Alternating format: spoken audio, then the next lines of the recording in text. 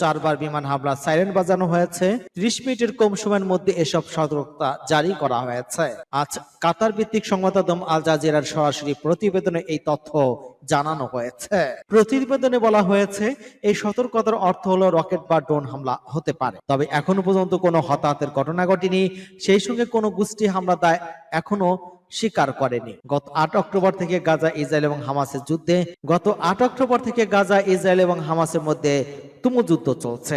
এতে শুরু গাজায় 34,000-এর বেশি প্রাণহানি ঘটেছে, আহত হয়েছে 78,000-এর বেশি। অন্যদিকে ইসরায়েল হামাসের হামলা নিহত হয়েছে 1200 জন, আহত হন হাজারের বেশি। এই যুদ্ধ শুরু থেকে ইসরায়েলি বাহিনী এবং হিজবুল্লাহর মধ্যে গোলাগুলি হচ্ছে। হিজবুল্লাহর পক্ষ থেকে বলা হয়েছে গাজায় ইসরায়েলি হামলা বন্ধ না হওয়া পর্যন্ত তারা আক্রমণ চালাবে। ইউরোপের আরো যেসব দেশে ছড়িয়ে পড়েছে ইসরায়েল বিরোধী বিক্ষোভ। মার্কিন বিশ্ববিদ্যালয়ের শিক্ষার্থীদের পথ ধরে এবার ইউরোপে ছড়িয়ে পড়েছে ইসরায়েল বিরোধী বিক্ষোভ। ফিলিস্তিনের গাজা উপত্যকার যুদ্ধবিরতি এবং ফিলিস্তিনের স্বাধীনতার দাবিতে বিক্ষোভ করছেন Netherlands, Germany, France, Sweden, Austria, Greece সহ বিভিন্ন দেশের বিশ্ববিদ্যালয়ের শিক্ষার্থীরা। পাশাপাশি ইসরায়েলি কোম্পানিগুলোর সঙ্গে বিশ্ববিদ্যালয় প্রশাসনের যাবতীয় চুক্তি বাতিলের দাবি সামনে আনাচ্ছেন তারা। বিক্ষোভ দমনে ইতিমধ্যে তৎপর হয়েছে এসব দেশের সরকার। বিভিন্ন বিশ্ববিদ্যালয় ক্যাম্পাস, সরকারি শহরে পুলিশ এবং আন্দোলনকারীদের মধ্যে সংঘর্ষ এবং গ্রেপ্তারের তথ্য জানা গিয়েছে। মঙ্গলবার নেদারল্যান্ডসের রাজধানী আমস্টারডামে অবস্থিত ইউনিভার্সিটি অব আমস্টারডাম ক্যাম্পাসে অভিযান চালিয়ে 169 জনকে গ্রেপ্তার করেছে পুলিশ। পাশাপাশি ব্যাপক মাত্রায় লাঠি, পেপার স্প্রে এবং টিয়ার গ্যাস ব্যবহারের মাধ্যমে আন্দোলনকারীদের ছত্রভঙ্গ করে দেওয়ার অভিযোগ উঠেছে।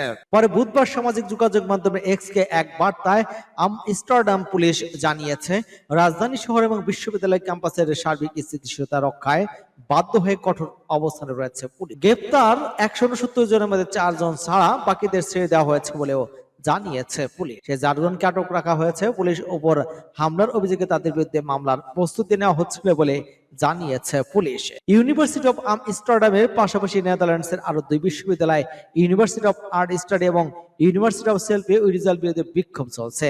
এদিকে মঙ্গলবার সকালে জার্মানির অঞ্চলীয় শহর লিপজিগের প্রধান বিশ্ববিদ্যালয়ের ইউনিভার্সিটি অব লিপজিগের একটি লেকচার হল দখল করেন 50 থেকে 60 জন শিক্ষার্থী একটি দল। দখলের পর তারা হলের সামনে ব্যানার টানান, সেখানে লেখা ছিল গণহত্যার প্রতিবাদে বিশ্ববিদ্যালয় দখল।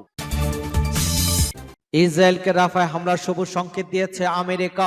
গাজার মিশর সীমান্তবর্তী শহর রাফায় সীমিত পরিসরের হামলা চালানোর জন্য ইসরায়েলকে সবুজ সংকেত দিয়েছে আমেরিকা। মার্কিন অনুমোদন পেয়ে ইসরায়েলি দৃশ্যত রাফা সীমান্ত ক্রসিং এর নিয়ন্ত্রণ গ্রহণ করেছে। সোমবার ফিলিস্তিনি প্রতিরোধ আন্দোলন হামাস গাজায় যুদ্ধবিরতির প্রস্তাব গ্রহণ করার কথা ঘোষণা করার পর ইসরায়েল হামলা শুরু করে। ইসরায়েল বলেছে যুদ্ধবিরতির ব্যাপারে তাদের মূল দাবিগুলো এতে মানা হয়নি। আর হামাস বলেছে তারা অনেক ছাড় দিয়েছে। ইসরায়েল যদি হামলা অব্যাহত রাখে তবে তারা যুদ্ধবিরতি আলোচনা থেকে সরে যাবে। বাইডেন প্রশাসনের মুখপাত্র বলেছেন, ইসরায়েলের রাফা অভিযান বৈধ, তবে তারা হুঁশিয়ারি উচ্চারণ করে বলেছেন হামলার ব্যাপ্তি যদি বেড়ে যায় এবং তা যদি গাজায় ত্রাণ সহজা পাঠানোর কাজে বাধা সৃষ্টি করে তবে এই মূল্যায়ন বদলে যাবে। মার্কিন জাতীয় নিরাপত্তা পরিষদের মুখপাত্র জন কির্বি সাংবাদিকদের বলেন, ইসরায়েলি কর্মকর্তারা আমাদের যা বলেছেন তা হলো গত রাতের ওই অভিযান ছিল সীমিত।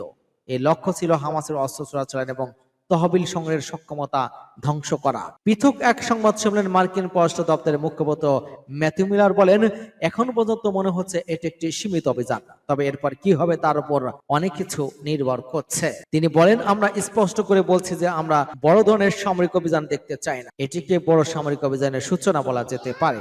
তিনি বলেন, ইসরায়েল একটি কথা খুবই সত্য, তা হলো হামাস এখনো রাফার গাজার দিকটি নিয়ন্ত্রণ করেছে।